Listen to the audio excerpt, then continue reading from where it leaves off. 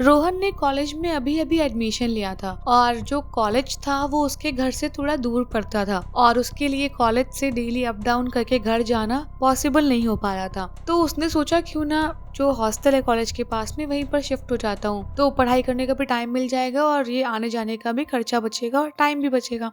तो ये सब सोचते हुए रोहन ने हॉस्टल में एडमिशन के लिए अपना फॉर्म वगैरह भर दिया और कुछ टाइम में उसको हॉस्टल में शिफ्ट करना था। तो जब रोहन ने हॉस्टल में शिफ्ट किया तो जो रूम रोहन को अलॉट हुआ था उस रूम में एक सचिन नाम का लड़का पहले से रहता था।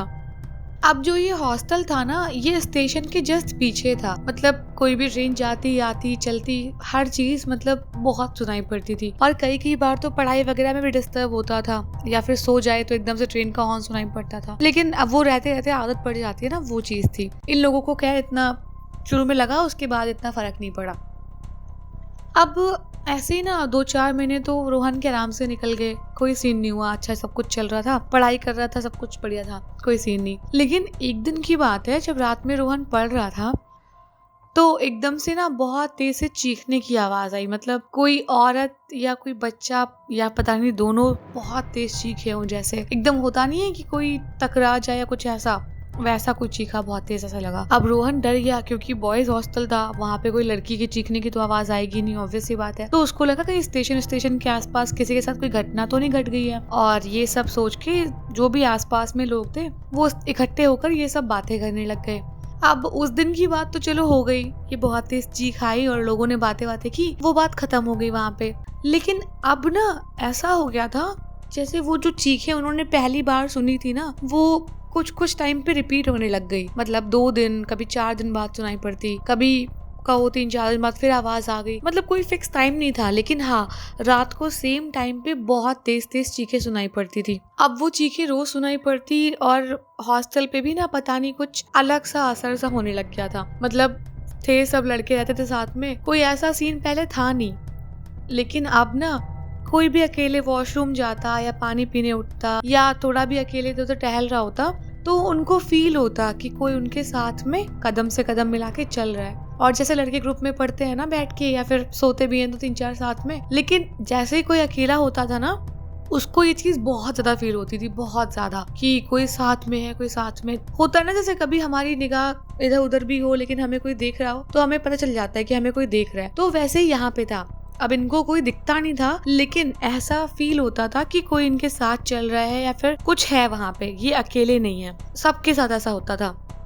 अब जिस फ्लोर पे रोहन रहता था हॉस्टल में, वो 6th फ्लोर था। तो उसको लगा कि क्या पता इस फ्लोर में प्रॉब्लम हो या कोई चीज होगी, रूम चेंज कर लेते हैं। तो लकीली नीचे एक 3rd फ्लोर पे रूम खाली हुआ था।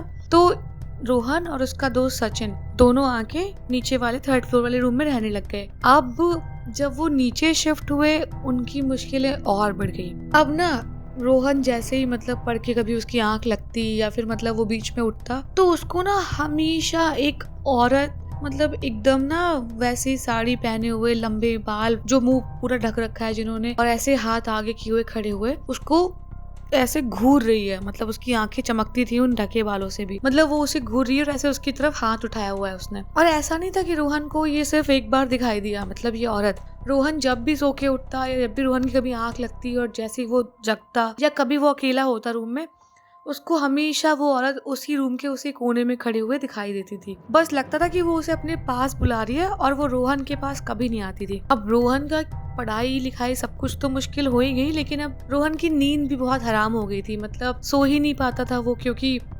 जैसे ही वो कभी कोशिश करता सोने की, उसको लगता जैसे कि उसके बेड के पास कोई बच्चा बैठ के उसे देख रहा है जैसे ही वो आंख बंद कर रहा है। तो बहुत मुश्किलें बढ़ रही थी। अब रोहन मतलब एक तो था ना लड़का, और अच्छा खासा बड़ा लड़का था, तो छोटा बच्चा कोई हो, चलो एक बार ये बात शेयर कर दे किसी से तो लोग समझा देंगे कि अरे नहीं कोई ऐसी बात नहीं है। बट वो बड़ा था।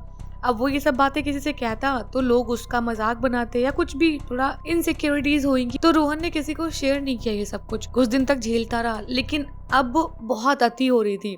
मतलब वो बच्चा और वो औरत दोनों इसको बहुत दिखाई देते थे। तो इसने एक बारी हिम्मत करके सचिन को पूछा कि क्या उसको ऐसा कुछ फील होता है। तो सचिन ने थोड़ा हिचकिचाते हुए बताया कि जैसा रोहन बोल रहा है सेम उसे भी ऐसा ही सब कुछ दिखता है और सब कुछ ऐसा ही होता है उसके साथ भी, लेकिन उसने भी ये शेयर नहीं किया हुआ था।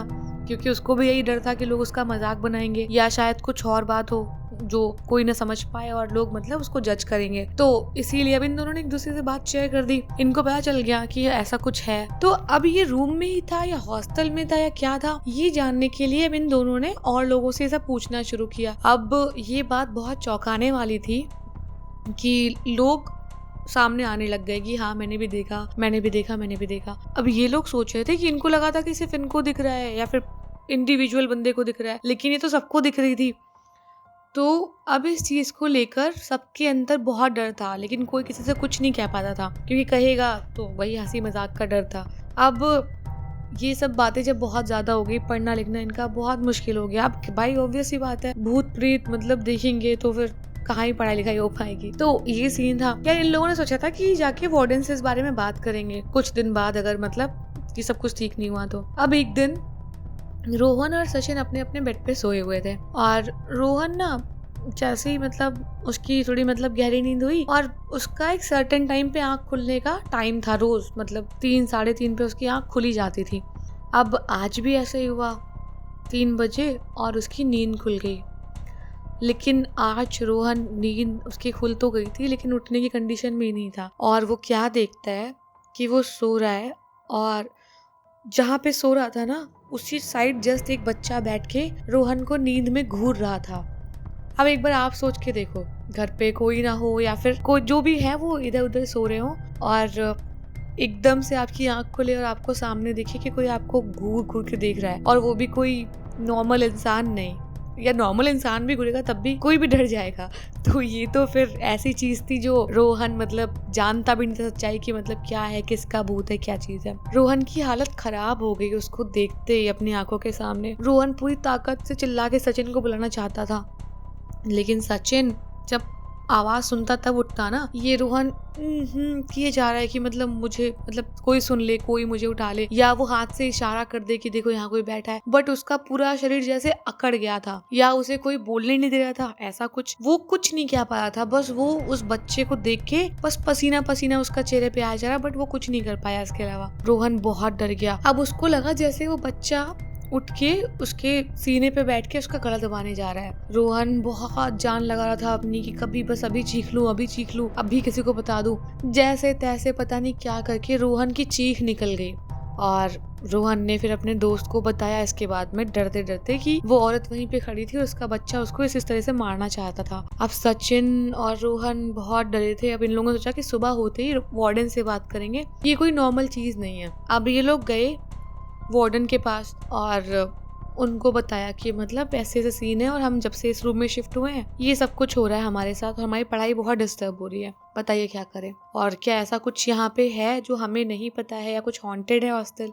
तो वार्डन ने कहा मुझे पता था कि ये सवाल कोई ना कोई जरूर पूछता हुआ आएगा, क्योंकि ये बात ही ऐसी है, कितना भी छुपाओ नहीं छुपेगी, और हम सब ने इस चीज को फील किया है, बस एक दूसरे से कहते नहीं है।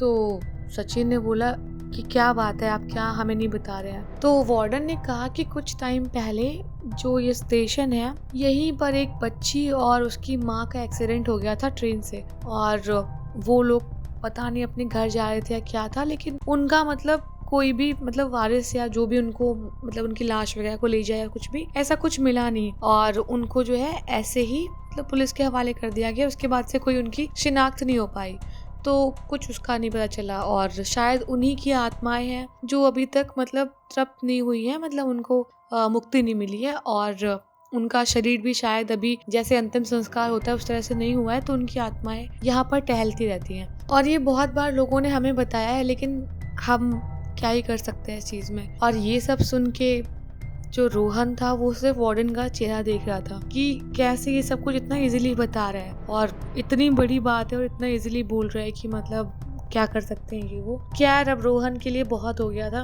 और रोहन और उसके दोस्त ने डिसाइड किया कि वो अब हॉस्टल में और नहीं रहेंगे, और उन्होंने नेक्स्ट डे ही वहाँ से निकलने का प्लान बनाया और चले गए हॉस्टल छोड़ के। सो अगर आपको ये कहानी अच्छी लगी है तो वीडियो को लाइक कर देना और कमेंट्स करके अपने थॉट शेयर कर सकते हो, और सब्सक्राइब करना तो बिल्कुल मत भूलना।